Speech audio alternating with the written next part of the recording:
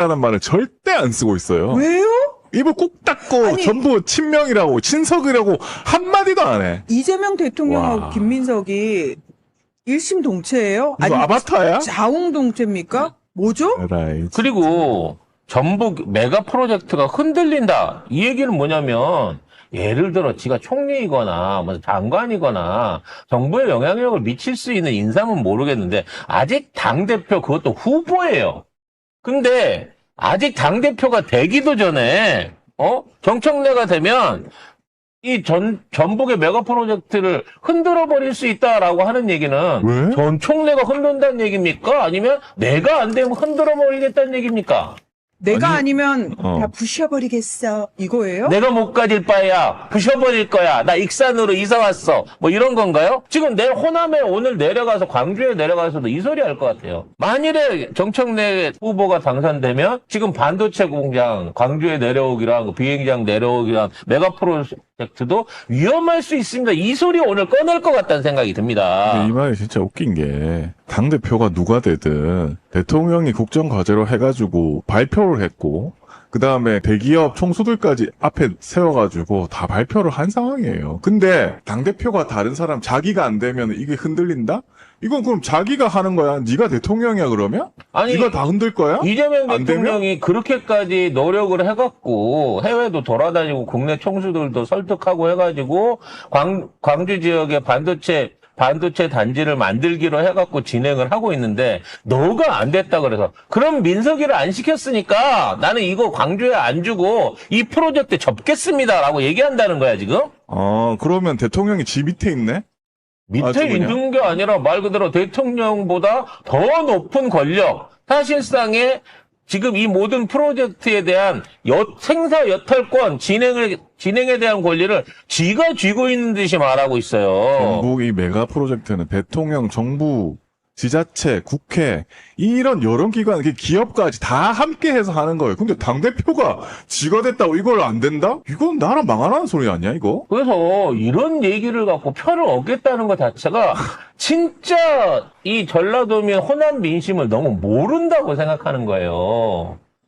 오히려 호남 사람들은요, 이런 류의 굴욕적인 협박이라든지 이런 조건부나 위협을 걸면요, 됐다 차라. 안 하고 말지 내가 그것 때문에 내 옆에서 허리 숙이고 표 갖다 던져줄 정도로 우리 그런 걸로 그걸 안 한다는 사람들이 이게 호남 민주주의를 지켜온 전라도민들의 자부심이야. 나는 궁금하다. 만약에 진짜 지가 안 됐어. 진짜 정부에서 메가 프로젝트 취소하는지 한번 봅시다. 진짜로 하는가? 이거는 호남 권리당원들이 굉장히 분노해야 되는 말이라고 그리고 저는 생각합니다. 이거는 청와대에서 분노해야 될 단어라고 생각합니다. 왜냐면 아니 그러면 기껏 대통령이 와가지고 다 인사하고 해가지고 이거 호남 프로젝트 하겠다 해놨는데 이거 김민석 안 되면 다 안 할 거야. 이렇게 해버렸는데 이거를 그냥 놔둔다? 청와대에서? 말이 안 되지. 이거 가만히 있으면 김민석 하는 꼬라지가 지금 청와대 하는 꼬라지가 똑같은 거라는 거예요. 그러면 이거 인정하는 꼴이야. 이 청와대에서 이거 말해야 돼.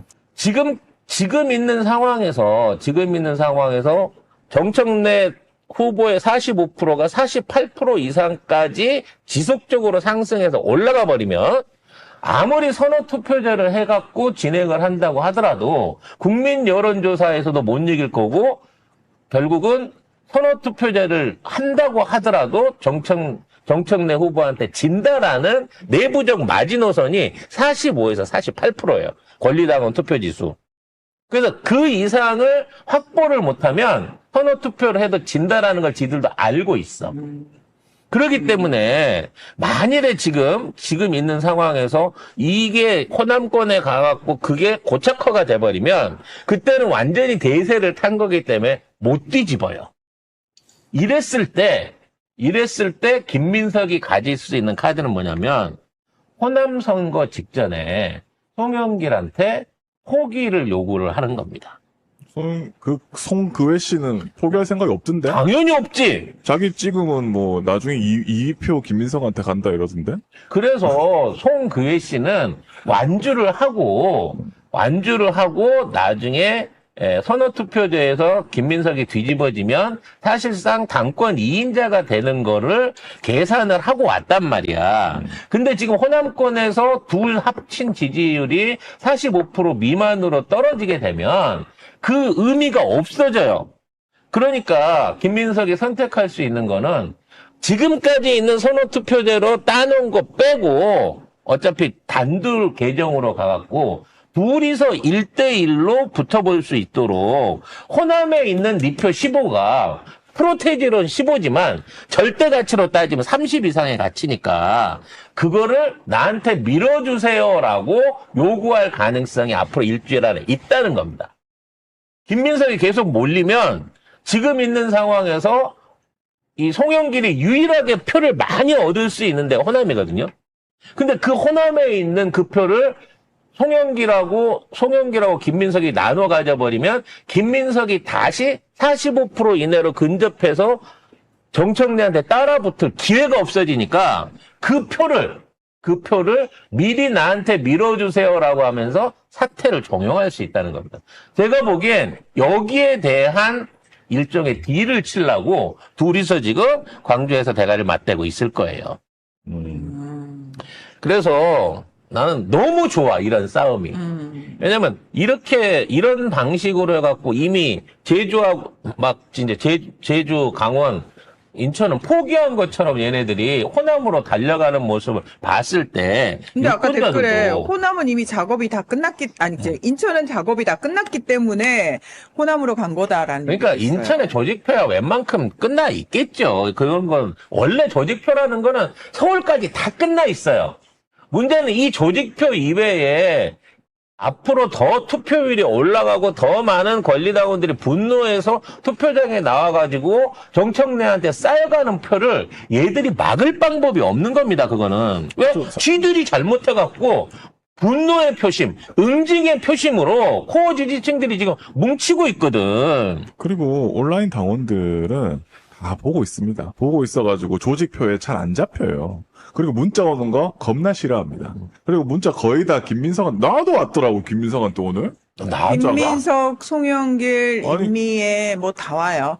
그러니까 이런 짓거리들을 하고 이런 반칙들을 해가면서까지 또 이게 나중에 문제될 줄 알면서까지 여기에 모든 걸 던지는 이유는 저도 이겨도 이 선거가 결코 곱게 승복되지 않을 거다라는 너무 뻔한 공식들이 보이는 거예요. 지금 김민석은 자기가 안 되면 당도 뽀갤 사람이고, 대통령도 망한다고 얘기하고 나라도 있는 거예요. 내가 프로젝트까지 흔들린다고 하는 사람입니다. 근데 만약에 정청래 대표가 이 말을 했다면 난리가 났겠죠. 근데 대신에 저는 어떻게 생각하냐면 정청래 대표는 되든 안 되든 만약에 정청래 떨어졌어.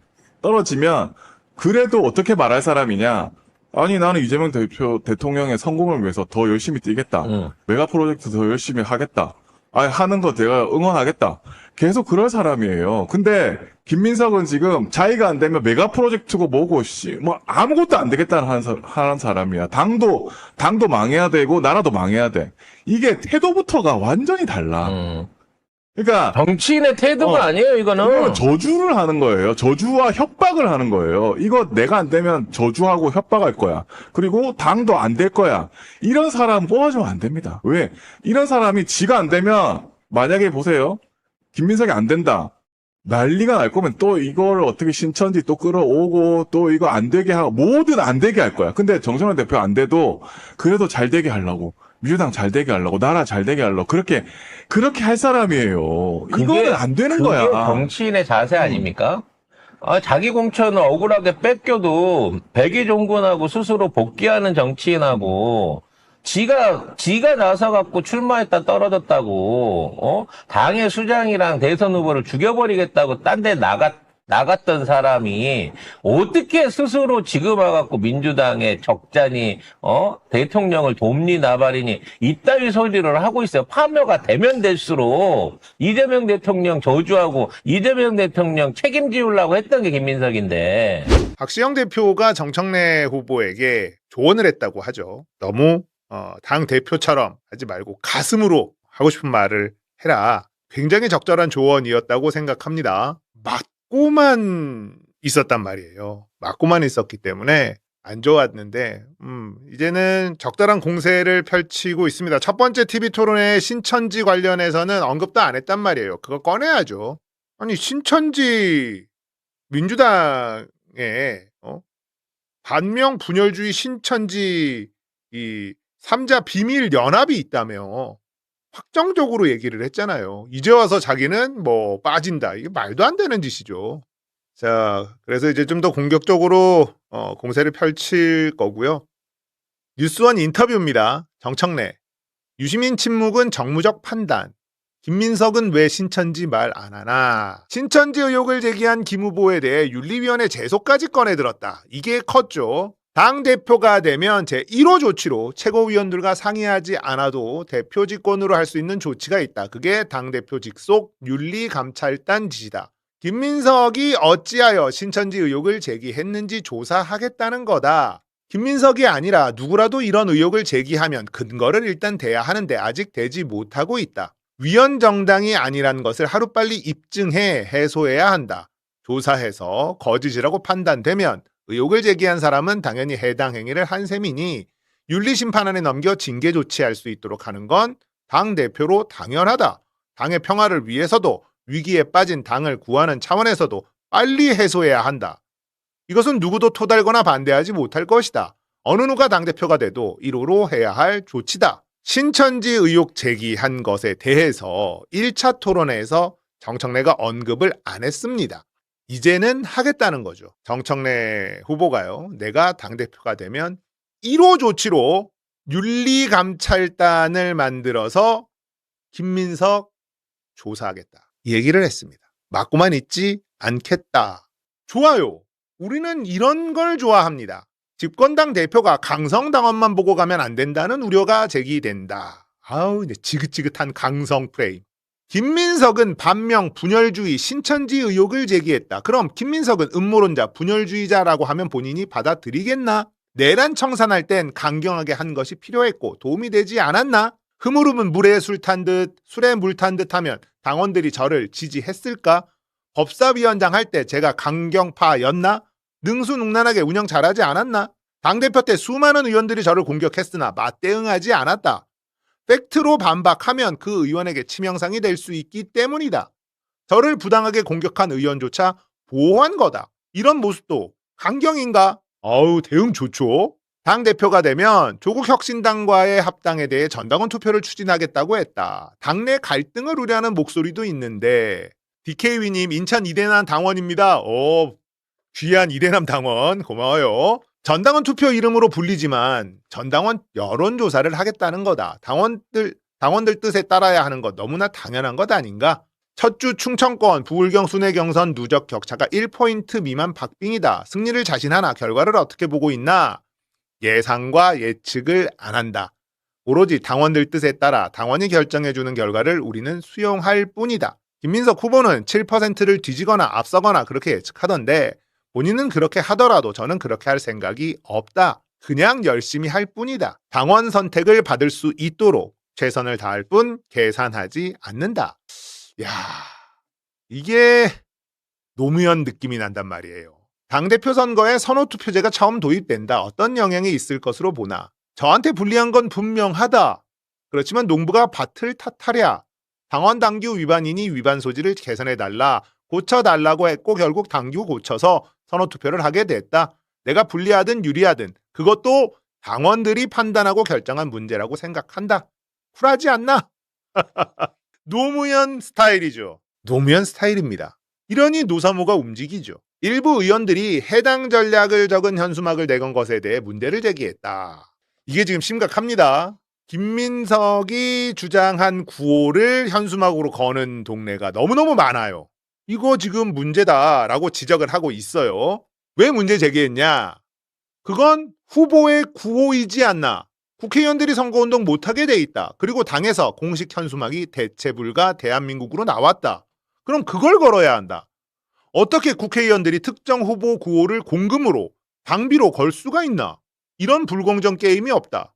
만약 민주당을 민주당답게 라는 제 구호를 다른 의원들이 현수막으로 걸었다면 김민석 캠프 쪽에서 가만히 있을까? 뻔한 것 아니냐? 지금 김민석한테 줄 선 의원들이요. 당비로 100% 당원 투표. 김민석이 내건 구호를 현수막으로 쫙 걸고 있습니다. 너무 티를 내고 있는 거죠. 이런 전당대회는 본 적이 없어요. 와, 대단합니다. 당심이 의심을 이긴다는 말을 두고 갈라치기라는 지적도 나온다. 이게 무슨 갈라치기지? 참나. 저는 1인 1표 당원 주권 정당을 강조하는 거다. 그리고 160만 명의 유권자에게 소구력 있는 얘기하는 게 당연한 것 아닌가? 의원들이 다 김민석한테 줄 서 있고 믿을 게 당원들밖에 없는데 당심이 의심을 이긴다는 말을 왜 못해? 뭔 갈라치기야? 앞으로의 일정은 어떻게 계획하고 있나? 나는 오늘밖에 모른다. 멋있어. 자, 정청래 후보가 너무 젠틀한 선거 운동을 하고 있었어요. 박시영 대표가 조언을 했다고 하죠. 너무 몸살인다. 하고 싶은 말을 하라. 제가 기억하기로 가슴으로 선거 운동을 하라. 뭐 이런 뉘앙스의 얘기를 한 것 같아요. 박시영 대표가요. 그리고는 그 조언을 받아들인 것 같습니다. 하고 싶은 이야기를 하고 있어요. 당하고만 있을 수는 없죠. 당하고만 있을 수는 없는 노릇입니다. 김민석이 당대표가 되면 어떤 일이 벌어질지 정청래는 잘 알고 있습니다. 그래서 정말 간절하게 이번 전당대회에 임하고 있어요. 그리고 정청래를 지지하고 있는 우리들도요. 김민석이 당대표가 됐을 경우에 민주당에서 벌어질 일들에 대해서 너무너무 많이 걱정하고 있습니다. 그래서 더 간절하게 정청래를 지지하고 있는 겁니다. 김민석이 당대표가 되면요. 일단 뉴 이재명 세력으로 공천 도배를 할 겁니다. 소신 있는 그런 의원들 공천 학살이 벌어질 거예요. 저는 그렇게 예상합니다. 이재명 대통령이 왜 그렇게 오랜 시간 동안 김민석을 당대표로 만들기 위해서 노력했는가? 이유가 있어요. 그 이유는 문조 털레유 요 세력들을 덜어내기 위해서, 고립시키고 쫓아내기 위해서. 저는 이렇게 해석하고 있습니다. 어떻게 쫓아낼 수 있습니까? 공천이죠. 공천을 안 주면 끝나요. 이런저런 꼬투리를 잡아서 공천을 안 주면 됩니다. 무소속으로 출마하게 하거나 조국 혁신당으로 가서 출마하게 하거나 이런 식으로 충분히 만들 수가 있습니다. 자, 그러면 당이 쪼개지는 짓이잖아. 네, 당을 쪼개려는 거예요. 왜 당을 쪼개려고 하냐? 국힘하고 손을 잡으려는 구조적 다수. 정계 개편. 이걸 만들어야 되니까요. 자, 지금 김민석에게 줄 서 있는 의원들 쫙 보십시오. 정청래와 함께하는 의원들 숫자 보십시오. 계산이 선다니까요. 정청래와 함께 가는 의원들은 드러내도 몇 명 안 돼요. 김민석에게 줄 서 있는 사람들이 압도적 다수인데요. 자, 문조 털레유를 공격하는 사람들, 이 사람들의 X 글을 리포스트합니다. 끊임없이 이재명 대통령이 티를 내요. 나는 문조 털레유가 싫다. 끊임없이 티를 냈습니다. 저는 이건 의심의 여지가 없다. 이렇게 봅니다. 김민석이 당대표가 되어야 문조 털레유 세력을 민주당에서 고립을 시키고 그들에게 공천을 안 주는 방향으로 가면서 소수인 이들을 당에서 축출시키는 거죠. 그러면은 의석수가 아무래도 줄어들 수밖에 없으니까 그 다음 단계는 뭐냐면 윤어게인을 뺀 국민의힘과 손을 잡아버리는 것. 그러면 구조적 다수가 가능하다. 경상도도 우리가 먹을 수 있다. 김영삼이 그렇게 했듯이. 그래서 이병태를 끌어들인 거다라고 제가 소설을 썼습니다. 이병태는 홍준표의 경제 책사로 알려져 있었거든요. 자, 그 과정으로 가다 보면 어느 순간에 홍준표 국무총리가 들어오게 된다. 이게 제 소설이거든요. 유시민 작가가 얘기한 정계 개편, 재건축, 재개발, 그리고 필패론. 유시민 작가가 이재명 정부가 무조건 망한다라고 저주를 퍼부은 게 아니잖아요. 유시민 작가가 이야기한 건 어느 방향으로 가려고 하는데 그거 반드시 실패할 것이다. 그게 저는 지금 제가 얘기한 이 시나리오라고 생각하는 거예요. 일단 의심의 여지가 없는 건 이재명 대통령은 문재인 대통령을 싫어한다. 최동석을 임명한 것만으로 임기 초부터 티를 냈어요. 우리가 그걸 애써 외면한 것뿐이죠. 그리고는 문조털레유 공격을 방치했습니다. 다 알고 있었죠. 오히려 부추겼죠. 문조털레유 공격하는 계정들을 계속 리포스트 해줬으니까요. 자, 그럼 왜 이재명 대통령은 문조털레유 공격을 최소한 방조하거나 아니면 부추겼을까? 당을 쪼개야 된다. 저는 이렇게 의심하는 거예요. 연임 개헌, 변형된 내각제, 구조적 다수, 여기에 동조하지 않을 사람들을 민주당에서 고립시키고 결국은 쫓아내는 이 작업을 선행해야지만 뉴 이재명으로 장악한 민주당과 윤 어게인을 배제한 국민의힘이 합쳐. 그러면 충분히 200석 이상이 나올 수 있다. 개헌이 가능해진다. 홍준표 국무총리가 그 신호탄이 될 가능성이 있다. 저는 이런 소설을 쓴 겁니다. 유시민 작가의 발언, 유시민 작가가 이렇게까지 말하지 않았지만 유시민 작가는 이걸 걱정하고 있는 거다라는 게 제 생각이거든요. 김민석이 당대표가 되면 문조털레유, 민주당의 전통적인 지지자들과 국민의힘과 손잡는 걸 절대 용납할 수 없는 사람들을 축출할 것이다 라는 게 제 생각이에요. 그렇기 때문에 김민석이 당대표가 되는 것을 막아야만 한다. 자, 여러분들 이 시나리오가 성공하겠습니까? 김민석이 당대표가 된다고 이 시나리오가 성공할까요? 안 돼요.